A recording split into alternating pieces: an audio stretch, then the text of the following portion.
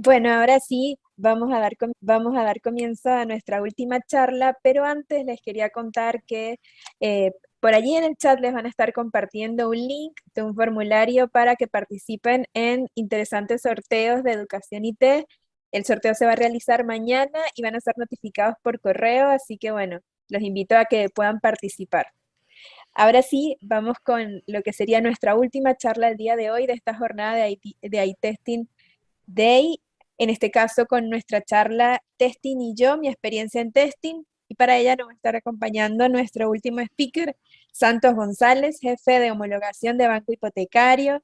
Santos es licenciado en Sistemas de Información, posee una maestría en Gestión de Servicios Tecnológicos, se considera un apasionado en la vocación de servicio y la satisfacción del cliente en la transformación digital. Santos, bienvenido al eTesting Day, el espacio es todo tuyo. Bueno, muchísimas gracias Rosely, Fiamma, todo el equipo de Educación IT, público en general, así que muy agradecido por la invitación y bueno, nada más que nada contar mi experiencia de los últimos 15 años en esta hermosa profesión. Así Seguro, que, adelante. gracias. Bueno, voy a compartir.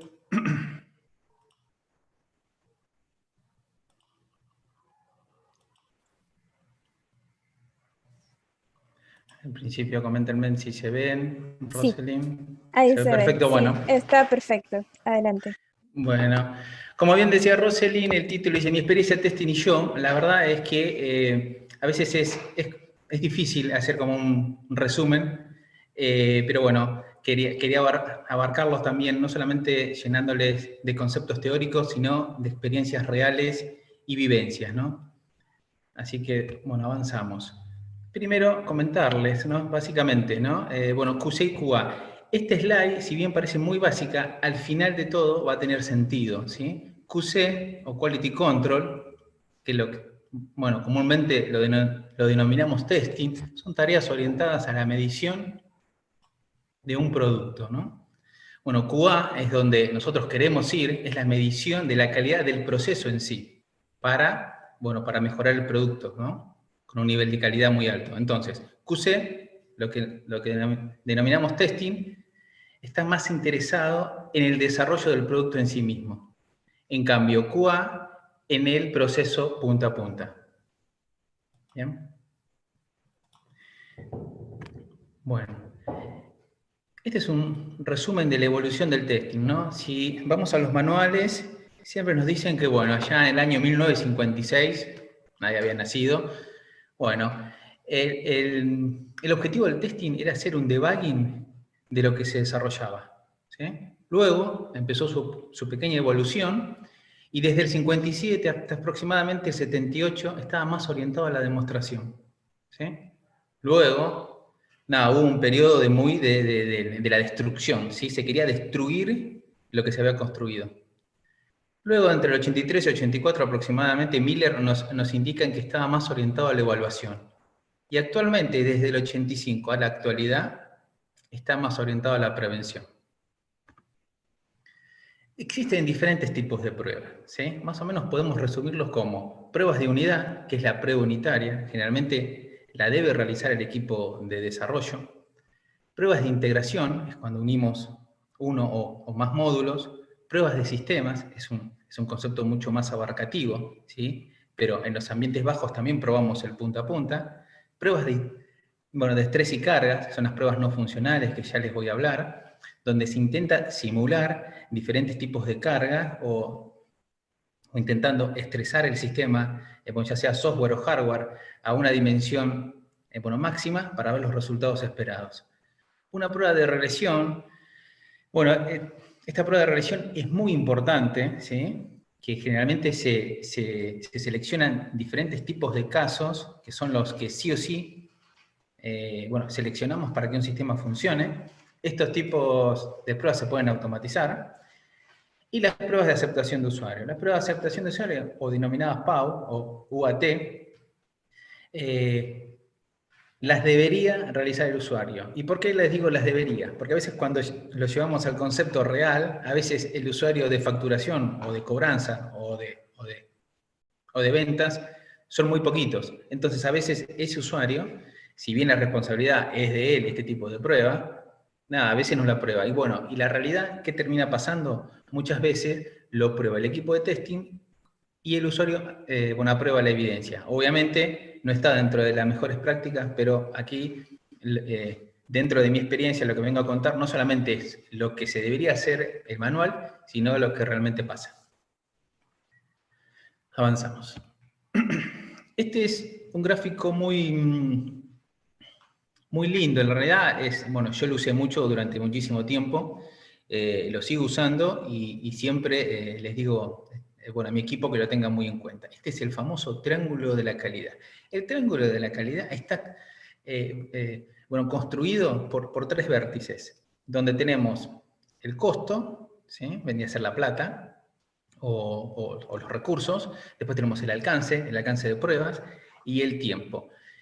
Este frágil equilibrio generalmente nos pone a prueba en la realidad. ¿Por qué? Porque a veces tenemos, a ver, lamentablemente el equipo de testing está al final del ciclo de vida bueno, de la construcción del software, ¿no? Entonces siempre, no sé si habrán escuchado hablar o les pasa, bueno, se viene demorando el análisis, el diseño, el desarrollo, y tenemos de una semana que habíamos estimado, tenemos 2 días. Y bueno, entonces, o subimos gente, que a veces no se puede, como querer hacer, bueno, un bebé en 9 meses, a veces, nada, con 9 testers van a hacer bueno, la criatura, y ese es imposible.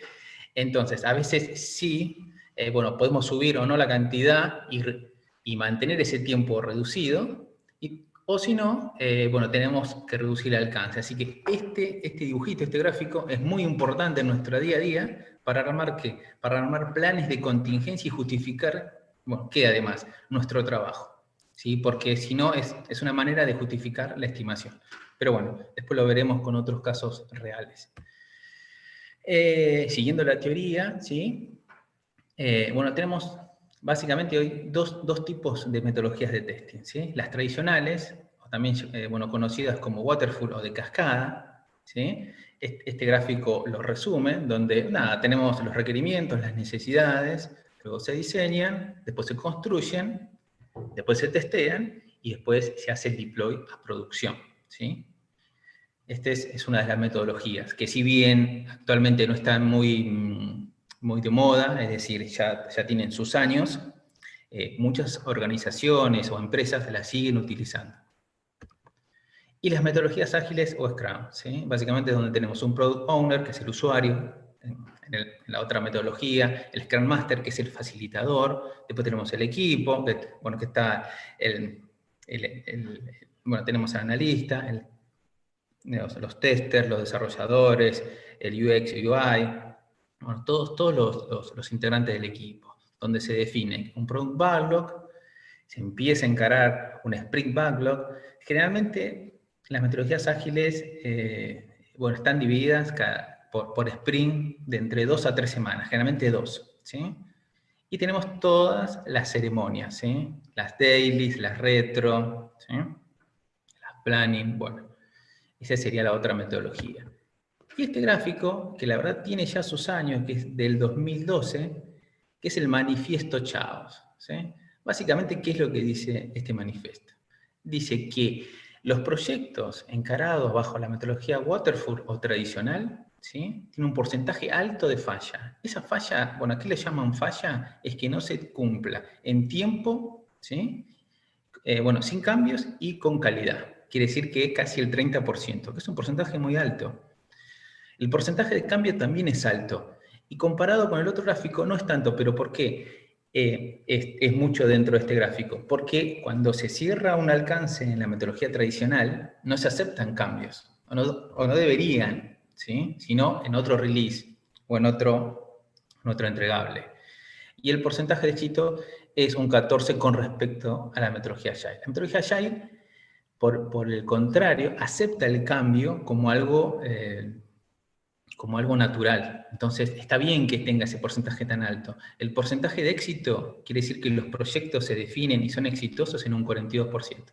Y solamente el 9%, bueno, falla. Así que bueno, nada, por algo cada vez más equipos y organizaciones están trabajando con esta metodología. Voy a hablarles también del testing no funcional, ¿sí? Básicamente agrupamos dentro del testing no funcional a las pruebas de performance, cargas y estrés. Luego también tenemos un apartado de virtualización de servicios y también el concepto de pruebas automatizadas, ¿sí? Pruebas de performance, carga y estrés. Básicamente lo que debemos mencionar, que es muy importante, es saber diferenciarlas, ¿no? Porque a veces decimos, bueno, estamos haciendo una prueba de estrés, pero no sabemos bien lo que significa, ¿sí? Y primero tenemos que comparar dos cosas. Para hacer este tipo de pruebas, básicamente tenemos que hacer una extrapolación con el ambiente de producción y los ambientes bajos. Los ambientes bajos, llámese el ambiente de desarrollo y el ambiente de prueba, ya sea prueba de integración o prueba de aceptación de usuario.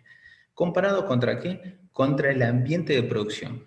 Porque a nivel hardware, generalmente, los ambientes bajos tienen una menor memoria, menor capacidad del hardware. Y bueno, entonces es muy importante hacer extrapolación. Porque cuando realizamos este tipo de pruebas, que primero lo hacemos en los ambientes bajos y después en producción, los resultados pueden ser diferentes o estar mal calculados. Por eso es muy importante primero hacer un análisis muy importante de lo que tenemos, del hardware. Bueno, las pruebas de performance, como acá lo indica, es el desempeño de una determinada aplicación o proceso de negocio en forma individual, que se mide, por ejemplo, con el tema de un login. Listo. ¡Tum! Es algo bien atómico, bien chiquito, ¿sí? Las pruebas de carga es la misma medición anterior, pero ejecutando los principales procesos de negocio, pero empezando a subir los picos, las cantidades, por ejemplo, en una campaña, ¿no? Bueno, en algo, entonces, bueno, durante determinado horario, se loguean 500 usuarios al mismo tiempo en forma recurrente, bueno, entonces se mide eso. Y pruebas de estrés es llevarlo al límite, pero no solamente llevar al límite el hardware, sino el software. ¿Cuántos usuarios concurrentes el software y el hardware lo permite? ¿No? Bueno, hasta que reviente. Entonces, en base a eso, vamos a obtener un análisis, ¿no? Que eso lo hacen bueno, que hay gente que se prepara realmente para hacer este tipo de pruebas. Actualmente, bueno, yo puse dos herramientas que he utilizado y conozco y que hoy están en el mercado, como LowRunner, que es una herramienta de HP licenciada, y JMeter, que es una herramienta free. ¿Sí? Acá, bueno, quise identificar un resumen de cómo se ve gráficamente. Luego continuamos con lo que es virtualización de ambientes, ¿no? Virtualización de ambientes y virtualización de servicios. Yo lo englobé más que nada en las pruebas no funcionales, porque a veces no lo podemos decir que son pruebas funcionales.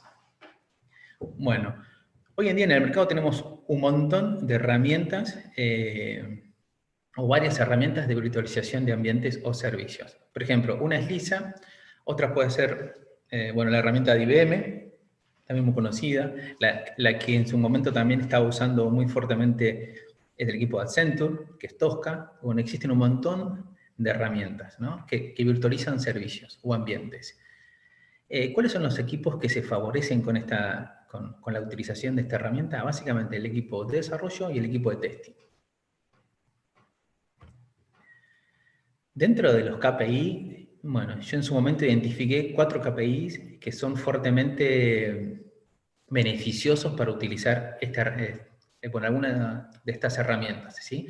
Básicamente, reduce el ciclo de desarrollo de software, ¿sí? Y, lo intenta adelantar en el tiempo. Es decir, por ejemplo, si tenemos alguna interacción con otro legado que todavía no se construyó, se puede armar una lógica, pero no un tapón bobo, ¿no? Sino como una cierta lógica dentro de la herramienta para que responda ante determinados estímulos, una respuesta esperada, ¿sí? Por ejemplo, esto lo tenemos también con otros legados, por ejemplo, con otras factories que todavía no han desarrollado o que tienen un canal que todavía no está caído. Cuando generalmente dentro de una entidad bancaria, por ejemplo, vamos a comunicarnos con Coelsa, con Link, con Visa, por ejemplo. Así que es muy recomendable tener este tipo de soluciones. Este es otro ejemplo real que también he trabajado en una compañía muy grande donde ha tenido, no sé si lo logran ver, es esta era la arquitectura de pruebas, ¿sí? Lo que está en el medio que dice Sibel era el CRM. Entonces, y todos los otros cuadraditos son todos los legados, y las flechitas son las interacciones. En su momento web services y actualmente APIs. Entonces, ¿de qué manera nos sirve la virtualización de ambiente? Básicamente se va a poner en el medio entre el aplicativo madre, o en este caso, que queremos, que usamos como core, ¿sí? Y los otros legados, ¿no? Entonces, seleccionamos una serie de interfaces, las más principales, o las que queremos virtualizar para armar el plan de virtualización, y básicamente va a reemplazar a todos los legados. Existen dos maneras de construirlo. Uno es, bueno, una vez que se instala el software y todo el equipo, se pone en modo escucha a nivel producción, entonces se empiezan a generar transacciones y datos, bueno, reales.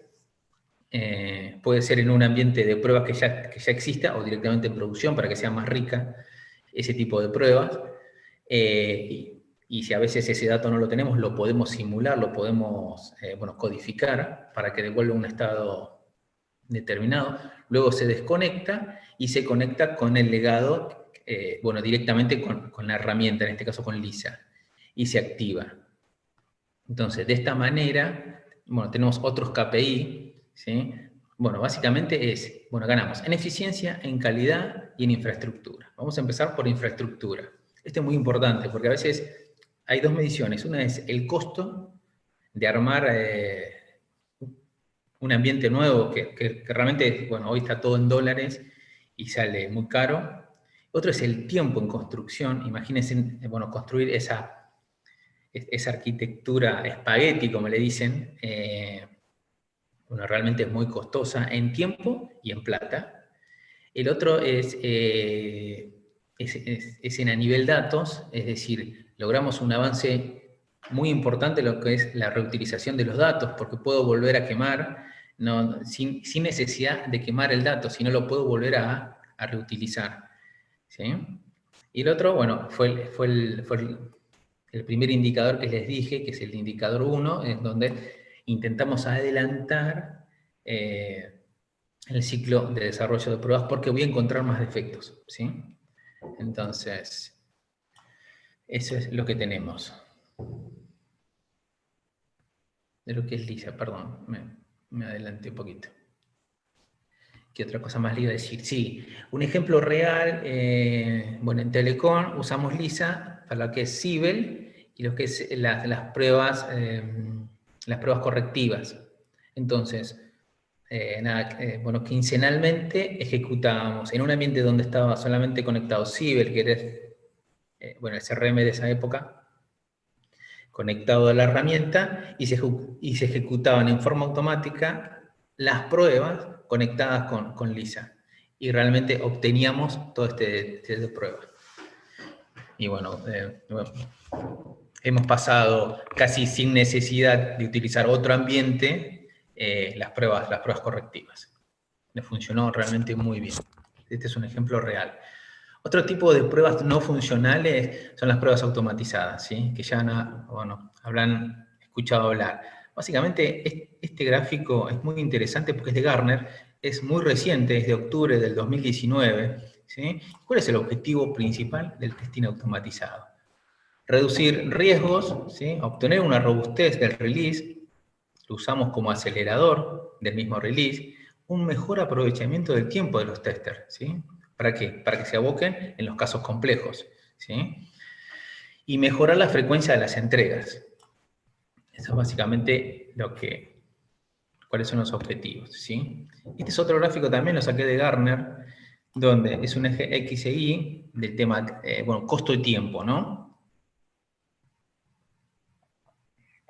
Bueno, obviamente, a ver, tener un equipo de testing automatizado es costoso. Es costoso inicialmente, por eso la curva en azul, pero luego se empieza a mantener. Si hacemos las cosas bien, empezamos a mantener una tendencia de que nos vamos a gastar tanto en el tiempo. En cambio, si nuestra fábrica de testing, nuestro equipo de testing no hace testing automatizado, obviamente al principio va a salir muy barato porque no tenemos ese equipo, no tenemos esa inversión, ya sea en licencias o en equipo o en herramientas free y en equipo dedicado, porque hoy, lamentablemente, es decir, un tester automatizado es mucho más costoso que un tester manual o funcional, entonces es la curva en roja, pero a lo largo del tiempo es mucho más costoso. Y un ejemplo real, hace poco tuvimos que hacer una regresión fuerte de todo el sistema core porque cambiaba una versión del sistema operativo y de la base de datos y del middleware. Todo junto cambiaba. Entonces, no eran pruebas funcionales, sino teníamos que probar todo para que el otro día funcione. Funcione lo que hoy ya funcionaba. Pero por un tema de licencia, sí o sí, plataformas tenía que cambiar la versión de todo eso. Bueno, menos mal que teníamos la mayoría de los casos automatizados. Entonces, con una simple regresión y obviamente ejecutar algunos casos en forma manual, logramos al plan objetivo. Que obviamente, dentro de cuando se planificó, nada, teníamos, no sé, 2 meses de prueba y después nos quedaron 15 días. Entonces, ahí utilizamos el famoso triángulo de la calidad para saber qué era qué parte del alcance quedaba fuera, quedaron afuera muchos casos, y utilizamos toda la regresión automatizada y se priorizaron algunos casos de negocios críticos. La implementación salió bien, así que ahí tuvimos suerte también, pero una buena estrategia. Estas son métricas reales también, ¿sí? Básicamente cuando empezamos, bueno, actualmente les voy a hablar donde estoy trabajando, que es en el banco hipotecario. Actualmente empezamos con, a ver, todo proyecto, en este caso, inversión exitosa, en este caso nos tocó de automatización, fue a raíz de un proyecto grande. Cuando tuvimos que cambiar todas las APIs, o empezamos a construir APIs en lugar de microservicios para comunicarnos, nada, conseguimos presupuesto y se armó el equipo de automatización. Bueno, al principio, nada, fue un gran esfuerzo, porque hoy en día tenemos más de 800 casos automatizados y creciendo. Estos casos automatizados tenemos un costo por el mantenimiento, porque eso va evolucionando. Cada caso automatizado, si no le hacemos una evolución de acuerdo a cómo va modificándose el software, no sirve de nada. Y también construyendo casos nuevos. Estas métricas son en base a eso, ¿sí? Entonces, básicamente lo que quisimos comparar, porque esto también, a ver, está apalancado. Tener un equipo de automatización, también, nada, hay que dar las justificaciones con los CEOs, con los directivos, de por qué es beneficioso automatizar. Entonces, bueno, sacamos una métrica puntual de una persona funcional ejecutando el mismo caso de prueba. ¿Cuánto nos lleva? Ese es el tiempo, ¿sí? Después, ¿qué otra métrica más hicimos? Se toma la cantidad específica, claro. Por ejemplo, determinados casos de pruebas, ¿cuánto tiempo llega una persona a ejecutarlo? Y esa misma cantidad de casos de pruebas ya automatizados, ¿cuánto tarda en ejecutarse? Actualmente lo tenemos también que se corren en forma automática con la herramienta. Así que bueno, vamos a la comparación, a ver lo que nos dio. Bueno, los que tenemos al lado izquierdo son todas las aplicaciones o módulos, ¿sí? El que más llama la atención son las APIs. En su momento teníamos 284 construidas, hoy tenemos casi ya más de 500, 600 APIs automatizadas. Pero una persona le llevaba casi 1 hora ejecutar estos 284 casos que eran sencillos, ¿sí? Y si se ejecutaba en forma automática, demoraba 5 minutos. Así que hoy en día tenemos estos casos automatizados como regresión, que se ejecutan en forma automática con Jenkins, durante 2 veces al día. Entonces, el equipo de trabajo, es decir, los testers manuales o funcionales de cada mesa de trabajo, pueden ver estos resultados. Entonces, les sirve para el día a día. Bueno, un plus de automatización, ¿sí? No se necesita la intervención humana. Bueno, por esto que les había mencionado, que encima lo tenemos que se ejecuta en forma automática. También la organización está avanzando mucho con DevOps. Entonces, cada vez que se hace un despliegue en forma automática, se corre la regresión que está automatizada. Entonces, esto sucede cuando apenas se pone un deploy y antes de salir a producción. Así que es un doble control.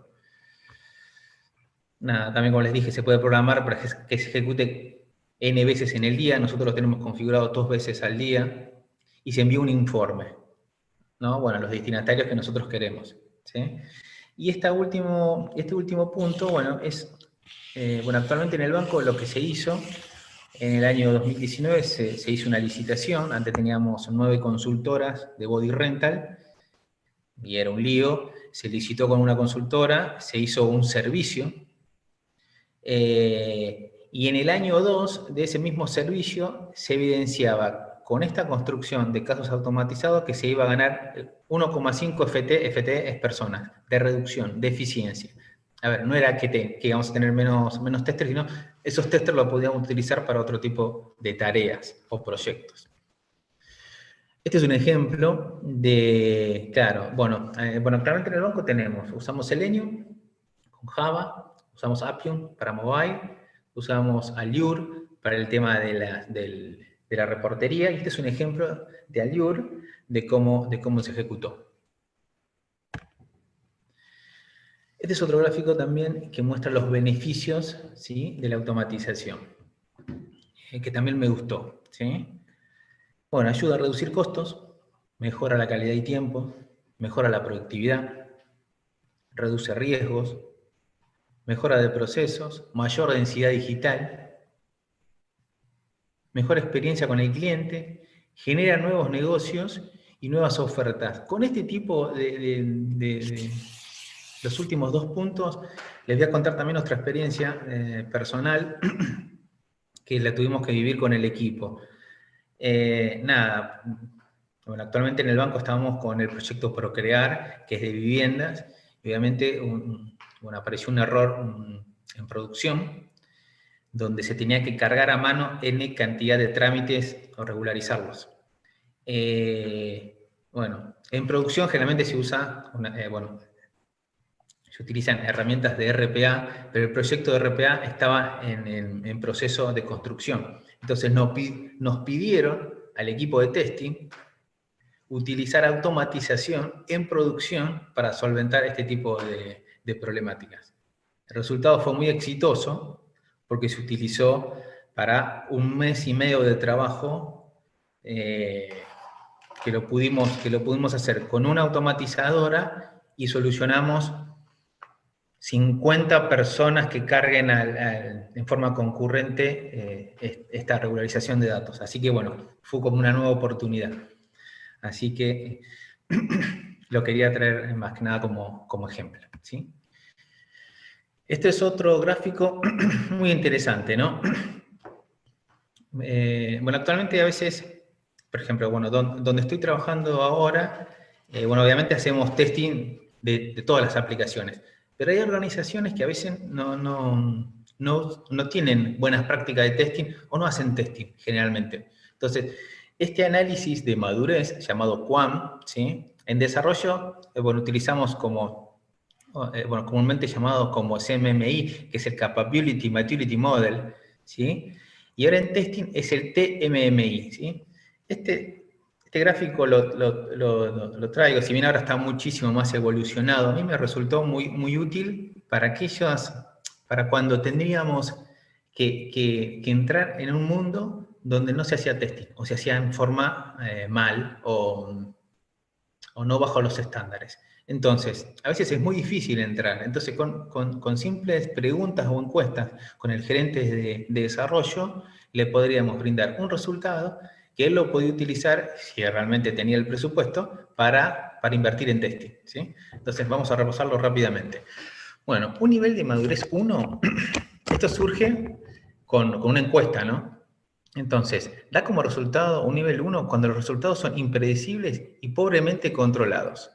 Quiere decir que, nada, no se sigue nada. Ese es un nivel 1. Un nivel 2, ya tenemos algo repetible. Pueden repetirse tareas previamente conocidas. ¿Sí? Entonces, bueno, recibimos el software, lo probamos, damos estos resultados, funciona o no funciona. Un nivel 3, bueno, ya es un proceso más conocido y bien entendido.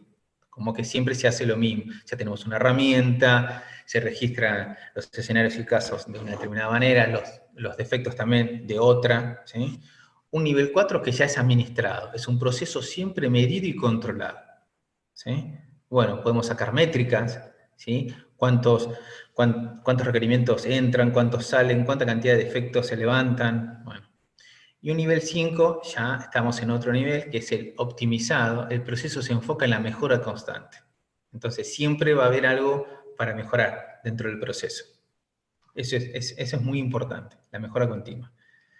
Así que bueno, se lo quería comentar. Y por último, este slide siempre viene bien. Esta siempre se la muestro a mi equipo, porque el público se renueva y bueno, hoy tenemos mucha rotación también. Entonces, como les dije, a ver, la idea es que el equipo de trabajo pase de QC a QA, es decir, de Quality Control a un control, a un analista más pensante y que realmente se centre en todo el proceso, ¿no? Por eso es muy importante a veces cuando empezamos en una organización es aprender el negocio. Todo lo demás se aprende, ¿sí? Con actitud, obviamente, ¿no? Pero todo lo demás se aprende, herramientas, debug en su momento. Yo empecé no sé, con TestLink, con Mantis o con el mismo mainframe, y después pasamos a HP, pasamos a LM, bueno, hoy Jira, es decir, las herramientas van a ir cambiando, ¿sí? Pero si uno aprende el negocio, va a ser un analista tester, no un simple ejecutor, ¿sí? Entonces, es lo que siempre digo. Y una serie de tips que son muy importantes. Cumplir y hacer cumplir el procedimiento de testing, ¿sí? Esto es muy importante, porque hoy en día en testing ya está bastante construido todo. Entonces, innovar, como decíamos en su momento, innovar en testing, ¿qué es? Me dijo una vez un capo de la calidad, me dijo, innovar en testing, Santos, es cumplir el proceso de testing. Eso es innovar, porque la rueda ya está inventada. Hay que utilizarla, hay que agarrarla y bien utilizarla. Ok. Bueno, hay que identificar oportunidades de automatización. Obviamente no todo el equipo automatiza, pero sí es muy importante tener la ayuda de quién? Del analista tester pensante que nos identifiquen aquellos casos para automatizar. ¿Sí? Volvemos a la misma. Cumplir con la fecha planificada, pero con calidad. Este es otro hito muy importante. Armar planes de contingencias para cumplir esa fecha. ¿Recuerdan el triángulo de la calidad? Bueno, eso hay que usarlo a la máxima. Y acá tengo un ejemplo que me pasó una vez, es decir, nada, obviamente nos redujeron tanto y que la fecha no se movía, la fecha de fin no se movía, la fecha de fin no se movía. Bueno, estuvimos pensando y armamos un plan de contingencia que fue seguir ejecutando. Se salió a producción y el equipo siguió probando. Obviamente se puede hacer en determinado tipo de pruebas. Esto era de facturación y cobranza, que íbamos a tener dentro de 15 días la facturación. Entonces, nosotros nos íbamos a adelantar y íbamos a generar la factura muchísimo antes que en producción. Entonces, seguimos detectando errores. Entonces, siempre hay que ser inteligente y hay que seguir intentando armar planes de contingencia. ¿Sí? Empoderar a mi compañero. Ahora, cada vez más, tenemos que trabajar en equipo y en forma colaboradora. Yo, por ejemplo, soy gerente de testing o jefe de testing, en este caso, yo siempre llevo al colaborador que sabe de la solución. No voy yo solo o con otra persona, no, llevo al que realmente va a trabajar en esa tarea. Eso es muy importante, empoderar a nuestro compañero, confiar. ¿Sí? Las lecciones aprendidas, las retros, siempre hay cosas para mejorar, muchísimo, siempre. Y bueno, y como yo siempre digo, en área de testing somos un área de servicio, ¿sí? Y el cliente tiene que estar en el centro, ¿sí?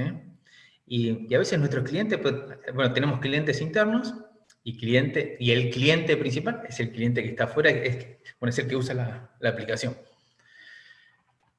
Así que bueno, muchísimas gracias por escucharme. Muchas gracias, Santos. Interesante toda esta línea de tiempo no tan larga, pero muy nutrida en cuanto a diferentes aristas del testing, ¿no? Como reiteré en varias de las charlas que tuvimos, el testing no es solamente manual y no es solamente estar en contacto con una aplicación, la verdad es que es una tarea muy de análisis, de estrategia también, pero también de utilizar la tecnología para poder aprovechar al máximo eh, el talento, los equipos que tenemos también y respondiendo, por supuesto, con la mejor calidad y cumpliendo con el negocio. Muy importante. Así que muchísimas gracias. Tengo por acá algunas preguntas que estuvieron haciendo por ahí por el chat. Y algunas que quería hacerte. Eh, en toda tu carrera, pues digamos, seguramente comenzaste con el testing, con algunas herramientas, quizás sin herramientas, y fuiste evolucionando como bien lo contabas. ¿Cómo es esa transformación hoy en día de un QA manual a un automatizador según tu experiencia en tus equipos de trabajo? Bueno, muy buena pregunta. La verdad es, a ver, la respuesta, como decía un viejo, porque yo tengo una historia también, un viejo amigo de IBM que me decía, la respuesta es depende. En sistemas la respuesta es depende. ¿Por qué depende? Porque tienen un montón de variables. Entonces, ¿se puede transformar un analista funcional a un QA? Y hoy lo estamos viendo. Y la respuesta es depende. ¿Depende de qué? Por ejemplo, obviamente, si esa persona viene del área de IT, está estudiando sistemas, o ya estudió o está estudiando, es mucho más fácil porque sabe el lenguaje de programación. Entonces, hay muchas herramientas, ya sea licenciadas o free, que se pueden utilizar. Entonces, ya sabiendo un lenguaje de programación como Java, C, pues es mucho más fácil esa transformación. Bien, ahora bien, esta persona no tiene tanto conocimiento técnico. ¿Nunca va a hacer un test de automatización? No, ¿por qué? A ver, se le puede ir enseñando, pero también tenemos otras herramientas que son más visuales, son más grabadoras. Por ejemplo, tenemos Ranorex, bueno, hay un montón. Por ejemplo, la misma herramienta IBM actualmente es una pseudo grabadora. Y también tenemos lenguajes como el Cucumber, que es otra herramienta free, que también se puede intentar programar en sentencias simples que luego se codifican a un lenguaje de programación. Así que yo diría a todas esas personas que están interesadas, ¿cómo sería la evaluación? La, la maduración o esa evolución hacia un tester automatizado.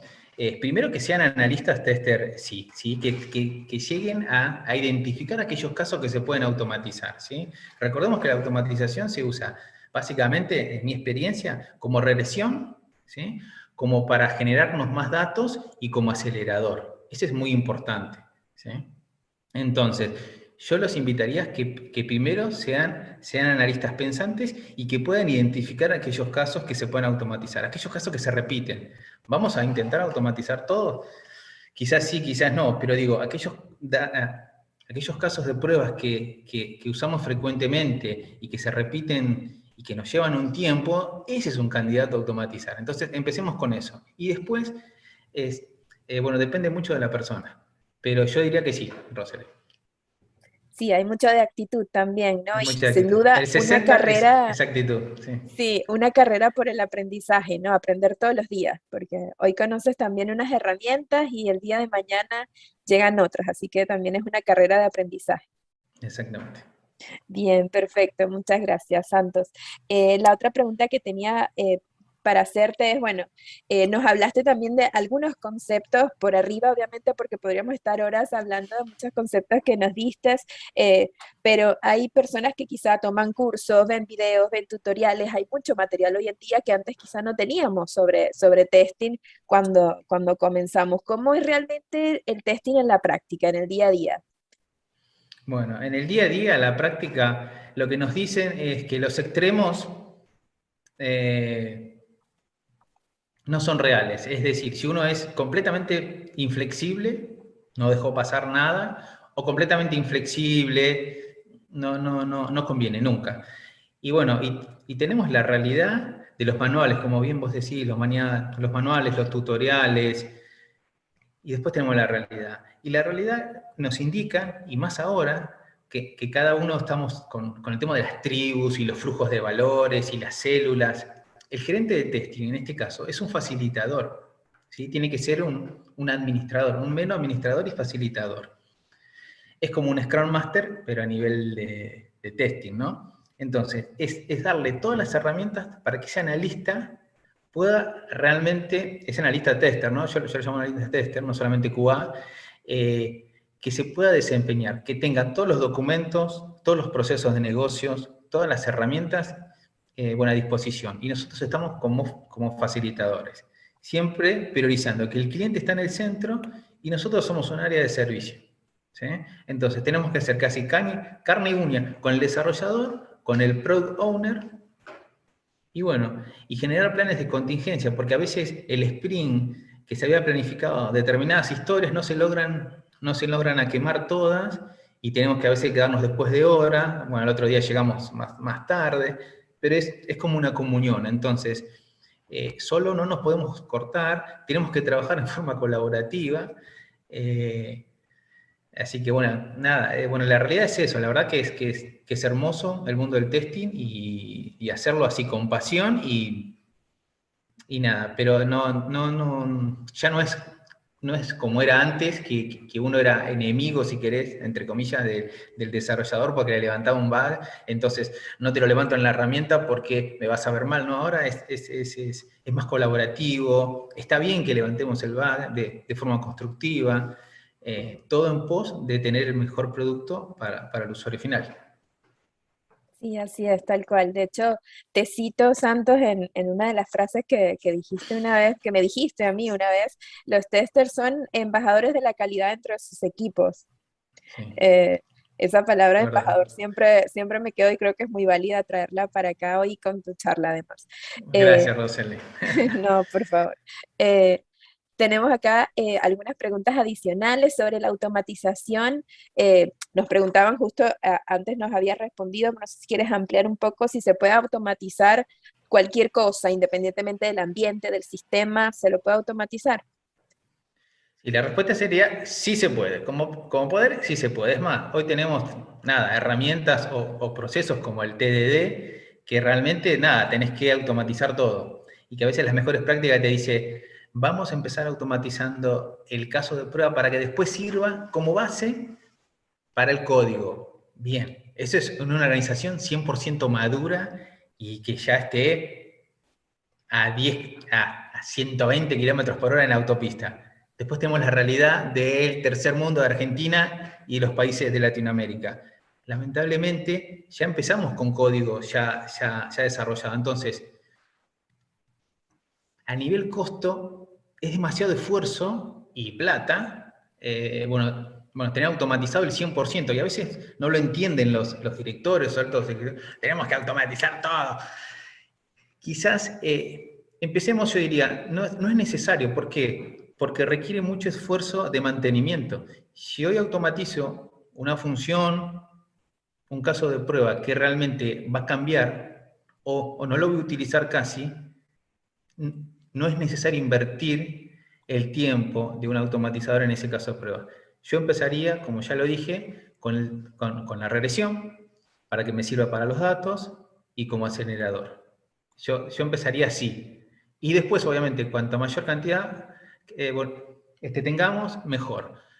No vamos a lograr automatizar el 100%, porque también hay determinados casos de negocios que solamente el usuario lo puede pensar, que tiene una lógica diferente y rebuscada, que es muy compleja automatizar, y que una vez que lo tengo automatizado, después no me sirve porque tengo que volver a adaptar. Entonces, es muy importante, nada, siempre hablábamos ahí con Rosalind en los equipos de trabajo, que la mitad del esfuerzo del equipo es para mantener lo que ya tenemos construido, y la otra mitad es para pensar los casos nuevos. Y siempre con una lógica, no automatizar por automatizar. Nosotros lo hemos hablado, porque hemos trabajado juntos, y yo quería, vamos a automatizar, tenemos que subir los números, ¿para qué? Porque siempre queríamos mostrar cómo íbamos evolucionando, pero a veces no teníamos evolución, yo me enojaba, y bueno, ahí en conjunto sacábamos que a veces no es importante la cantidad, sino la calidad, como todo.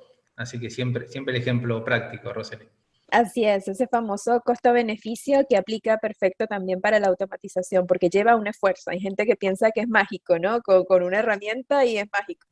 Tal cual. Pero lleva un esfuerzo importante, así que hay que también analizar, usando tus palabras, hay que analizar también cuáles son los casos adecuados, ¿no? Esos más repetitivos, esos que mejor beneficio nos vayan a traer. No sé si nos puedes contar brevemente alguna experiencia que hayas tenido de pruebas de carga y estrés. Nos contaste una de automatización muy reciente, ¿tienes alguna de carga y estrés quizá que nos puedas contar? Nos preguntaban en la audiencia. Sí, tuvimos una, en realidad tuvimos dos, tuvimos una de que cambió el login, y bueno, el login a veces es lo más importante y bueno, cuento esto de identificar bien ponderar bien, ¿no? Las características de un servidor de producción contra uno de ambiente de prueba, de ambiente de testing. Porque rápidamente hicimos el escenario, el caso de prueba y le empezamos a ejecutar, así, pa. Y ya nos empezaba a dar resultados, métricas, y ya lo quisiera, bueno, ya lo queríamos mostrar, como nada, ansiosos y como que estaba todo bien. Y, y bueno, y bueno, como decíamos por ahí, generalmente ¿de dónde se aprende más? Se aprende mucho de los errores, se aprende muy poquito de los libros, mucho de la experiencia, pero de los errores se aprenden un montón. Entonces lo informamos y nada, no lo podían creer y habíamos sacado mal la ponderación del servidor. Así que para la próxima prueba de estrés lo que hicimos fue, primero, evaluar las características de producción. Nos pasó con la salida también de un CRM, eh, donde ya teníamos un poquito más de experiencia, elegimos 3 casos testigos y armamos bien el plan de estrés y volumen, lo validamos con una persona de arquitectura, otra de plataformas, después el automatizador que estaba haciendo las pruebas de estrés y volumen, y una vez que teníamos toda esa información, la ejecutamos. La ejecutamos en los ambientes bajos y lo ejecutamos con permiso, no el tester, ¿no? Porque el tester no tiene que tener acceso a producción, sino lo ejecutó plataformas en producción. Y ahí recién pudimos ver hacer una ponderación. Pero bueno, la primera no salió muy bien, pero realmente es una herramienta que se usa mucho. Actualmente en el banco lo que tenemos es el equipo que construye las APIs, nos avisan aquellas APIs que pueden llegar a tener problemas de performance y ya empezamos a armar el plan de prueba. Así que trabajamos en conjunto con desarrollo y con arquitectura y armamos las pruebas de rendimiento antes que salga la API a producción. Muy importante, sí, ese trabajo en equipo, no solo dentro del equipo de testing, sino también con las otras áreas involucradas, porque al final el resultado es uno solo, ¿no? Eh, lo que, Exactamente. lo que al final sale a los usuarios finales es un solo producto. Buenísimo. Y tengo una última pregunta por ahora, por acá. Nos preguntan, a ver, según tu experiencia y tus equipos de trabajo, ¿no? La brecha, digamos, que hay en relación a la tecnología, nuevas tecnologías que hay hoy en día, ¿te parece que deja por fuera a gente de más de 40 años o se puede también incluir dentro de esta área tan apasionante como es el testing? Yo soy un niño de 45 años, así que tranquilamente tenemos un montón para aprender. A ver, lo que hablamos siempre con Roselyn y con todos los supervisores, gerentes y colegas, el 60% es actitud. Obviamente, una persona que viene del lado de IT, que estudió sistemas, quizás es mucho más sencillo, pero una persona con muchísima actitud y con ganas de aprender. Hoy, por ejemplo, tenemos Educación IT, que da unos cursos fabulosos y un montón de información que antes, por ejemplo, yo vengo de la escuela de IBM, bueno, la escuela de Accenture también es una excelente escuela, pero antes había solamente IBM y Accenture como aquellas empresas que uno quería entrar y, y bueno, yo me leí todos los manuales habidos y por haber, todos en inglés, y no teníamos esta facilidad que tenemos hoy, que está todo al alcance de la mano. Pero yo le diría que no, que tranquilamente pueden empezar. Obviamente tienen que ir tranquilos, no pueden ir quemando etapas, es muy importante. La otra vez siempre tomo entrevistas. Bueno, a mí me gusta ir a entrevistas yo para probarme yo qué es lo que me falta y tomar entrevistas. Y algo muy importante es que no hay que quemar etapas y no significa de que ya en un año ya pasás de junior a semi y de semi a senior. No, eso no tiene nada que ver. Las herramientas se aprenden, ¿sí? La actitud, eso no, y eso tiene que estar innato en la persona. La actitud y aprender el negocio. Por ejemplo, yo digo, ponele, si yo aprendo el negocio bancario y tengo actitud, ya está. Después vienen cualquier herramienta, cualquier aplicación y me voy a saber desenvolver bien. Y siempre, bueno, nada, estar atento a nunca quedarse, seguir aprendiendo, el aprendizaje continuo en sistema es necesario. Así es. Por ahí escriben en el chat mientras respondías, decían, tengo chance entonces, dicen por ahí. Claro que sí, Sí, sí, claro que hay sí. oportunidad. Lo más importante siempre es la actitud, además que este tema de testing da para todo tipo de habilidades, no técnicas y no técnicas. Y esas habilidades no técnicas, las famosas habilidades blandas, son también muy importantes en todo equipo, así como tus equipos de trabajo también, que son bastante grandes. Sí, y perdón, Rosalind, que te interrumpa. No, por favor, adelante. Muchas áreas de negocio como usuario final, nada, han pasado al área de testing y han sido excelentes testers. Eh, Así que tengo innumerables bueno, cantidad de ejemplos, nada, un montón, y han sido excelentes. Bueno, así que a veces es como el que, nada, el testing, ¿cómo llegaste al testing? Si vos realmente quisiste hacer, bueno, hacer QA, o el testing te atrapó porque te llegó de repente. Acá lo importante, no importa cómo haya llegado, es que des lo mejor en tu equipo de trabajo, en tu día a día. Si uno da el 100%, no hay dudas de que te va a ir bien. Sí, así es. La calidad comienza con nosotros mismos, con nuestro trabajo. Yo digo que también es una forma de pensar, es una cultura, una forma de ser. Así que Tal no cual. es solamente de 9 a 18 en este caso, sino la verdad es que es del día a día. Bueno, muchísimas gracias, Santos, por tu charla, por brindarnos tu experiencia. En el chat por ahí te han felicitado un montón, así que luego, Bueno, si muchas quieres, gracias te... a ustedes. Sí, no, No, muchas gracias a ustedes. La verdad, no estoy muy acostumbrado a dar este tipo de charlas y me encantó la invitación, bueno, tuya, de todo el equipo de Educación Haití, bueno, FIAMA, bueno, muy agradecido y cuando gusten, nada, es buena disposición. Bueno, muchísimas gracias, Santos. Bueno, con esta charla llegamos al final de la jornada. Ha sido una jornada de charlas muy distintas, pero todas para mostrarnos diferentes aristas de todo lo que es el testing. Antes que nada, por supuesto, queremos agradecer a todos los presentes. Muchas gracias por asistir, por participar en el evento. También muchísimas gracias a todas las empresas y speakers que se sumaron en el día de hoy. La verdad es que todas las charlas sumaron y fueron de gran valor. Pronto van a tener las charlas disponibles en nuestro canal de YouTube para que puedan revivirlas nuevamente. Hasta la próxima. Saludos, que estén muy bien. Chao, gracias.